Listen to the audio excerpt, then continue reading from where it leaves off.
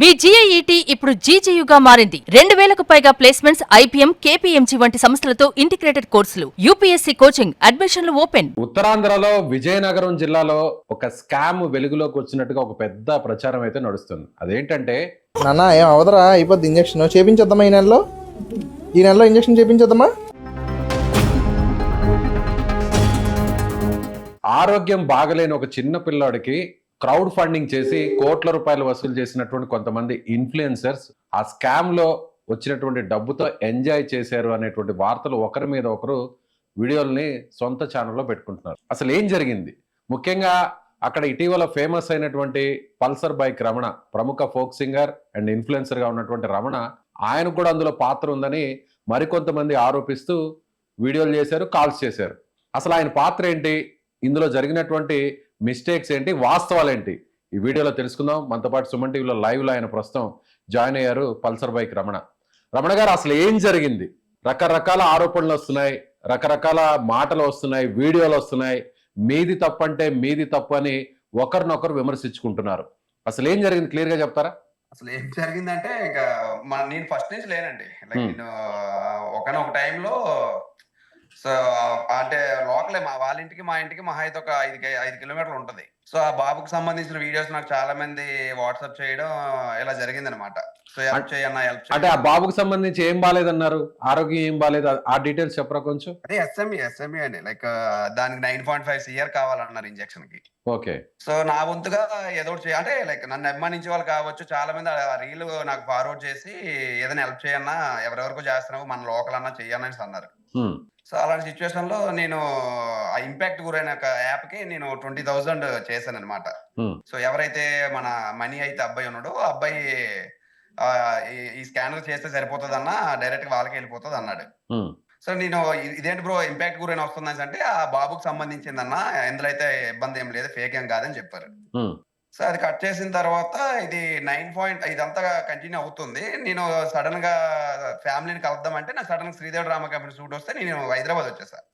So complete అయిపోయిన తర్వాత last time నేను పునర్విక కోసం ఒక పాట పాడా. సో పాట పాడాను, ఆ పాటకు వచ్చే రెవెన్యూ కూడా వేరే లైక్ పునర్వికకి ఇద్దాం అనుకున్నాను. అప్పుడు డబ్బులు సెట్ అయిపోయి. సో ఒక 30,000. పునర్విక అంటే కర్నూలుకు సంబంధించిన పాప, అంటే గవర్నమెంట్ కూడా రెస్పాండ్ అయ్యి లోకేష్ గారు కూడా సాయం చేసినటువంటి పాప. అవును సార్, అవును సార్, అవును సార్. ఆ టైంకి అమౌంట్ సెట్ అయిపోతే వాళ్ళ ఫాదర్ ఏమన్నారంటే, మీ లోకల్ ఎవరికైనా ఉంటే ఇచ్చేయండి అన్న అంటే, మా విజయనగరంలో వేరే పర్సన్ కి ఒక 30,000 ఉంటే ఇచ్చేసా. సో ఇదే ఆ సాంగ్ ఎలాగ పాడావు కదన్నా, సో ఈ అబ్బాయి కోసం కూడా పాట పాడని అంటే నేను ఈ అబ్బాయి కోసం పాట రాసా. సో పాట రాసేటప్పుడు కూడా నేనేమనుకున్నానంటే, ఈ సాంగ్ కూడా వచ్చిన రెవెన్యూ కూడా ఆ ఫ్యామిలీకి ఇచ్చేద్దామని ఫిక్స్ అయ్యా. సాంగ్ కూడా రిలీజ్ చేశాను. హైదరాబాద్ నుంచి వచ్చేసిన తర్వాత ఒకసారి వాళ్ళ ఫ్యామిలీని కలిసి ఒక వీడియో చేస్తే, ఆ స్కానర్ ఏమైనా పెడితే వాళ్ళకి కొంచెం యూజ్ ఉంటుంది నాకు ఆలోచనతోటి సాంగ్ కూడా వాళ్ళకి చూపిద్దాము. అంటే వాళ్ళకి నచ్చలేదు అనుకోండి, ఏమైనా వాళ్ళకి ఇబ్బంది కలిగించవచ్చు. కొన్ని మళ్ళీ నచ్చకపోతే ఇబ్బంది అని వాళ్ళకి చూపించేసి మనం రిలీజ్ చేద్దామని డైరెక్ట్గా వెళ్ళి చూపించా. సో చూపించాను, చాలా ఎమోషనల్ అయిపోయారు. మామూలుగా అవ్వలేదు. ఆ మదర్ అయితే తెగ ఏడ్చేసింది పాపం చూసి. అంతా సాంగ్ అంతా అయిపోయింది. అక్కడ అయిపోయిన తర్వాత మనం మొన్న ఇంటికి వచ్చి ఇద్దాం అనుకున్నా, అవ్వలేదు. నేను ఇలా షూట్కి వెళ్ళిపోయాను. సో నా తరపు నుంచి సాంగ్ కూడా చేస్తాను, ఆ సాంగ్ వచ్చే రెవెన్యూ కూడా మీ ఫ్యామిలీకి ఇవ్వాలని మేము అనుకుంటున్నాను. అక్కడతో అయిపోయింది. ఆ సాంగ్ అయిపోయిన తర్వాత అంతవరకు నేను 20,000 ఇచ్చినప్పుడు 1.6 CR ఉంది అందులో ఇంపాక్ట్ గురిలో. ఓకే, అంటే బ్యాలెన్స్ ఎంత అనేది కూడా చూపిస్తుంది అందులో. అందులో చూపించేస్తుంది. ఎవరు చూసిన ఒక లింక్ ఉంటుంది, ఆ లింక్ చూపించేస్తుంది. ఆ ఇంపాక్ట్ గురి అనే అతను పర్సన్ ఎవరండి అసలు? మనకు తెలియదు సార్, తెలియదు. ఓకే, కానీ అంతేగాని ఆ బాబుకి సంబంధించిన పేరెంట్స్ ఎవరి పేరు లేదు అందులో? ఉంది ఫేర్ అంటే ఆ బేబీకి సంబంధించిన అకౌంటే. ఓకే, ఆ బేబీకి సంబంధించిన అకౌంటే వాళ్ళ మదర్ది వాళ్ళ డాడీది నేమ్స్ వచ్చాయి అక్కడ. సో అది అయిపోయిన తర్వాత 1.6 CR ఉండేది. ఈ సాంగ్ ఇవన్నీ నేను అమౌంట్ ఇచ్చిన వీడియో కూడా బాగా గట్టిగా వెళ్ళడం అలాగా రేజ్ అవుతూ వెళ్ళింది. తర్వాత చాలా మంది పెద్ద వాళ్ళు కావచ్చు, లోకల్ పీపుల్ కావచ్చు, చాలా సపోర్ట్ చేశారు వాళ్ళకి. సో ఈ సాంగ్ ఇంపాక్ట్ కూడా చాలా బాగా మంచి పేరు వచ్చింది అనమాట. ఇది కాస్త అదే అప్పుడు టార్గెట్ ఎంత ఉండేది, 9.5 ఉండేది. సో అది ఈ రేపటి వరకు ఉంటే 9.5 కంప్లీట్ అయిపోయిన సిచ్యువేషన్ లో ఈ రోజు నైట్ 9.5 11.5 చేశారనమాట. అంటే 9.5 crores అవసరమైనటువంటి టార్గెట్ ని 11.5 కు మార్చారా? అవును. సడన్ గా ఎందుకు మార్చాల్సిన అవసరం వచ్చింది? సో సడన్ గా అంటే అది మరి నాకు తెలియదు అండి, అది వాళ్ళు తీసుకున్న డిసిషన్ అది. సో అంటే ఎందుకు మార్చారంటే మీకు ఒక ఐడియా ఉంటుంది కదా, మీరు ఇన్ఫర్మేషన్ కనుక్కో ఉంటారు కదా, ఐడియా మీరు అంటే ఎంక్వైరీ అంటే చేసుకుంటారు. అప్పుడు నాకు తెలియదు. ఇప్పుడు తెలిసింది ఏంటంటే సో ఈ బాబుకి ఇంజెక్షన్ అయిపోయిన తర్వాత మిగిలిన అమౌంట్ ఏదైనా ఉంటే ఇంకో బాబుకి చేయొచ్చు అనే ఇంటెన్షన్ తో అలా చెప్పారనమాట. సో అలా చెప్పిన తర్వాత దాన్ని లోకల్ అంటే లైక్ మా విజయనగరంలో కొంతమంది ఇది కరెక్ట్ కాదు, ఎవరిని అడగకుండా వాళ్ళు పెంచడం కరెక్ట్ కాదనే ఇంటెన్షన్ తో అక్కడ ఇష్యూ మొదలైంది first of all. Um, so నువ్వు ఏదైనా చేయాలనుకునేటప్పుడు ఒక మాట చెప్పైనా చేయాలి, లేకపోతే ఈ బేబీకి ఇక్కడ ఇంజెక్షన్ అయిపోయిన తర్వాత సో ఇంకో బేబీకి అవసరమైతే కొత్తగా అకౌంట్ క్రియేట్ చేసి అక్కడ అలా చేయాలి. చేయొచ్చు కదా. అవును. అంటే ప్రాబ్లం అక్కడ స్టార్ట్ అయింది సార్. ఉమ్, సో దానివల్ల చిన్న చిన్న డిస్కషన్స్ ఇవన్నీ అవ్వడము సంథింగ్ అవన్నీ జరిగాయి. ఉమ్, కట్ చేసిన తర్వాత మళ్ళీ అప్పుడు అది ఎప్పుడైతే స్టార్ట్ అయిందో అక్కడ మా లోకల్ పీపుల్ కొంతమంది ఉన్నారు అన్నయ్య వాళ్ళు పేరెంట్స్ తో మాట్లాడడం సంథింగ్ ఏదో మాట్లాడిన తర్వాత మేము పెయిడ్ ఆర్టిస్టుల కింద పోర్ట్రేట్ అవుతుంది బయటికి. పెయిడ్ ఆర్టిస్టులు అంటే మీరు కొంత అమౌంట్ తీసుకొని ఈ విధంగా ఇన్ఫ్లుయెన్స్ వీడియోస్ చేశారు అనేది వాళ్ళు చెప్తున్నటువంటి మాట. అవును. విషయం ఏంటంటే నేను 20,000 ఇచ్చాను కదండి. ఉమ్, ఆ 20,000 అంటే నవీన్ రామ్ సింగ్ గారు నాకు ఇచ్చినట్లుగా. ఉమ్, సో ఆ 20,000 అంటే లైక్ ఆయన ఇస్తే నేను బాబుకి ఇచ్చినట్లుగా మళ్ళీ ఆ అమౌంట్ నవీన్ గారు తీసుకున్నట్లుగా పోర్ట్రేట్ అవుతుంది బయట. అంటే ఇది ఒక స్క్రిప్టెడ్ లాగా. మరి అది అంటే మీకు ఆ నవీన్ అనే పర్సన్ మీకు 20,000 ఇస్తే ఆ 20,000ని మీరు ఆ బాబు అకౌంట్ కి వేసినట్టు దేన్ని చూపిస్తే ఇంకో 10 మంది 100 మంది 1000 మంది డబ్బులు వేస్తారనే ఉద్దేశంతో మీరు స్క్రిప్టెడ్ ప్రకారం ప్లాన్ ప్రకారం ఇది చేశారనేటువంటి పోర్ట్రైట్ అవుతుంది బయట. ఎలా చేశారనమాట. ఆ విషయం వచ్చేసరికి ఆ లోకల్ పీపుల్ వాళ్ళకి అంటే అక్కడ ఉన్న మా వాళ్ళందరికీ కూడా తెలిసిన తర్వాత వాళ్ళు సో నన్ను నా ఫోటో ఒక పక్కన వేసి ఇలా పల్సర్ బైక్ రమణ కూడా అమౌంట్ తీసుకొని ఇలా ఒక పెయిడ్ ప్రమోషన్ చేశాడు అంటే అనేసి నన్ను బ్లైమ్ చేశారనమాట. ఉమ్, సో అవి బయటికి పబ్లిక్ లోకి వచ్చేటప్పుడు అందరూ మరి వాస్తవం ఏంటంటే అందరికి జనాలకు తెలియదు కదా. అంతే కదా. సో మా ఫ్యామిలీ మెంబర్స్ కావచ్చు, మా ఫ్రెండ్స్ కావచ్చు, సో నన్ను అభిమానించే వ్యక్తులు కావచ్చు, వీళ్ళందరూ కూడా ఇదేంటి రమణ నువ్వు ఇలా అని అంటే మరి అక్కడ విషయం ఏంటంటే నాకు పూర్తిగా తెలియదు. నేను ఒక్కసారిగా భయపడ్డా, ఉమ్, ఇదేంటి మంచి చేస్తే నా మీదకి ఏంటి ఇలా వస్తుందని. సో అదే సిచ్యువేషన్ లో నేను అడిగాను అనమాట, ఎవరైతే లోకల్లో ఇప్పుడు ఆ వీడియో అయితే ఎవరైతే చేశారో అన్న ఎందుకు ఇలా చేశారని అంటే ఇలా మీరు అమౌంట్ తీసుకొని చేశారా అంట కదా, ఎందుకు ఇలా అబద్ధాలు ఆడుతున్నారు విషయం ఏంటి చెప్పేసి అడిగారు. ఉమ్, నేను ఒకటే అన్నాను, అన్నా మీది విజయనగరమే నాది విజయనగరమే, ఉమ్, నేను ఇచ్చిన 20,000 నా కారు ఈఎంఐకి దాచుకున్న అమౌంట్ అది. ఉమ్, సో ఆ అమౌంట్ అక్కడ మీకు మధ్య ఏం జరిగిందో పక్కన పెట్టండి. ఉమ్, ఆ అమౌంట్ గాని అది నాది కాకుండా నవీన్ రామ్ సింగ్ అయినా లేకపోతే ఇంకే సింగ్ అయినా ఇంకెవరైనా సరే నాకు ఇచ్చి ఆ అమౌంట్ గాని వేయించినట్లు మీరు రుజువు చేస్తే ఉమ్, విజయనగరంలో గంట స్తంభం చాలా ఫేమస్, ఉమ్, అక్కడ నేను నిల్చుంటా మీకు నచ్చింది చేయండి చెప్పా. ఉమ్, సో విషయాలకు వచ్చేసరికి ఇంకా ఇది అలాగా ఆయన ఒకటి అన్నారనమాట, ఇది కానీ నిజమైతే మాత్రం మంచి అంటే ముందు కరెక్ట్గా మంచి పేరు తీసుకొచ్చావు మన విజయనగరానికి, కానీ ఇలాంటి చెత్త పనులు చేస్తే మాత్రం నీకు ఉన్న వాల్యూ పోతుంది, కానీ ఇది మాత్రం నిజమా అబద్ధం పక్కన పెడితే మాత్రం నిజమైతే మాత్రం రోడ్డు మీదకి లాగేస్తుందని చెప్పారు నాకు వాళ్ళు.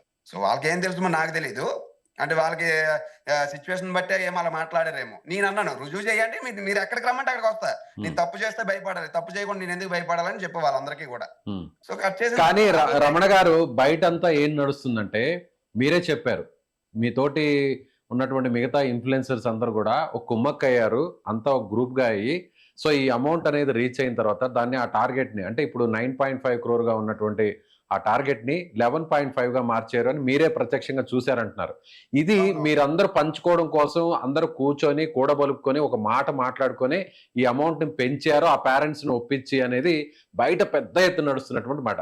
మీరు ఒక మాట అన్నారు, విజయనగరం గంట స్తంభం దగ్గరకు వచ్చి నేను నిలబడతాను, మీరు ఏం చేస్తారో చేయండి అని. ఇప్పటికి మీరు ఆ ఛాలెంజ్ కట్టుబడి ఉంటారా? స్టిల్ ఈ సుమన్ టీవీ సాక్షిగా చెప్తున్నా, నేను తప్పు చేశానని ప్రూవ్ చేస్తే మళ్ళీ ఆ గంట స్తంభం దగ్గరికి వెళ్ళిపోతా, అక్కడే నిలబడతా, ఇబ్బంది అయితే ఏం లేదు. ఛాలెంజ్ ఇది సార్. నేను చెప్తా, అప్పుడు నా అకౌంట్ లో పెట్టడమో లేకపోతే వాళ్ళ అకౌంట్ లో పెట్టడం వేరు, సుమన్ టీవీలో పెట్టడం వేరు. అలాగే మీరు ఒకవేళ ఒక్క నిమిషం సార్, అంటే మీరు కూడా ఛాలెంజ్ చేశారు కాబట్టి అది కానీ ప్రూవ్ చేయకపోతే వాళ్ళని ఏం చేయాలి చెప్పారు, మీరేం చెప్తారు? తప్పు ఇప్పుడు ఆరోపణ అనేది మీ మీద వచ్చింది కాబట్టి పరువు నష్టం జరిగిందండి. ఫస్ట్ ఆఫ్ ఆల్ రమణ గారు మీ మీద ఒక ఆరోపణ వచ్చింది కాబట్టి ఇవాళ మేము మిమ్మల్ని ప్రశ్నించాల్సి వస్తుంది. సో మీరు దాన్ని తప్పు చేయలేదని ప్రూవ్ చేసుకోవాల్సినటువంటి బాధ్యత కూడా మీ మీద ఉంది. ఇప్పుడు జరిగినటువంటి ఇష్యూ కూడా ఏదో ఒక నార్మల్ ఇష్యూ కాదు, ఒక బాపుకు సంబంధించినటువంటి ఆరోగ్యానికి సంబంధించి వేల మంది దగ్గర కోట్ల రూపాయలు వసూలు చేసి అందులో భాగాలు పంచుకున్నారనేది ఇప్పుడు ఆవేదన. అదేలేండి ఇప్పుడు వస్తున్నాయి. కాకపోతే నాకు ఈ 2 డేస్ నేను చాలా అంటే చెయ్యని తప్పుకు నేను దగ్గర నింద అనుభవిస్తున్నానో నాకైతే అర్థం కావట్లేదు. మా ఫ్యామిలీ మెంబర్స్ దగ్గర, లైక్ మా అత్తమామల దగ్గర. సో ఏంటి ఇది ఎంతవరకు నిజం? వాళ్ళు క్వశ్చన్ చేస్తుంటే నా దగ్గర ఆన్సర్ ఉండట్లా. ఏం చేయలేమో అర్థం కావట్లేదు. నిజంగా అండి నాకు నిద్ర కూడా పట్టేది కాదు.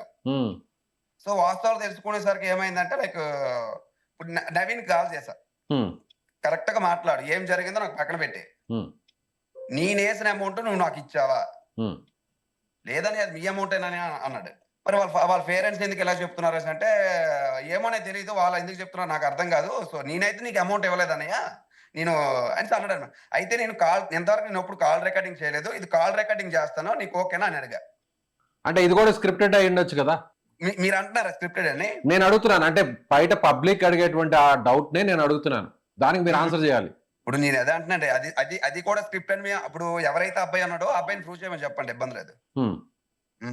అది ఇప్పుడు వాళ్ళ పేరెంట్స్ ఏమంటున్నారండి? వాళ్ళ పేరెంట్స్ అంటే లైక్ అంటే ఇప్పుడు వాళ్ళు ఏమంటున్నారు అనేది కూడా ఇప్పుడు లోకల్లో లేరండి వాళ్ళు. మీరు మాట్లాడారా పేరెంట్స్ తో? మీ పాత్ర ఏం లేదు, మీ పాత్ర ఏం లేదు అని చెప్పి?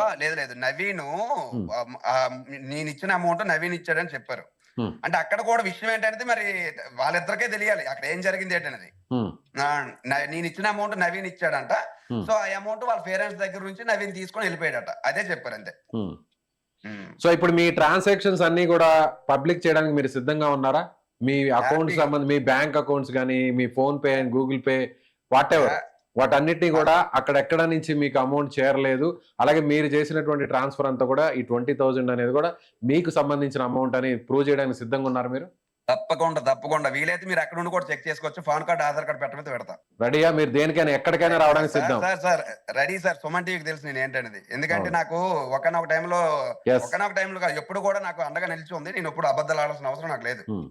రమణ గారు, మేము కూడా ఎక్కడ అనుమానించట్లేదు, కానీ వచ్చినటువంటి విషయాన్ని మీ మీద ఆరోపణ వచ్చినప్పుడు అది ప్రూవ్ చేసుకోవాల్సినటువంటి బాధ్యత ఉంది అని చెప్తున్నాను. నేను యాక్చువల్ గా నా అకౌంట్ త్రూ నేను ఎవరికి ఇవ్వాల్సిన క్లారిటీ వాళ్ళకి ఇచ్చేసా.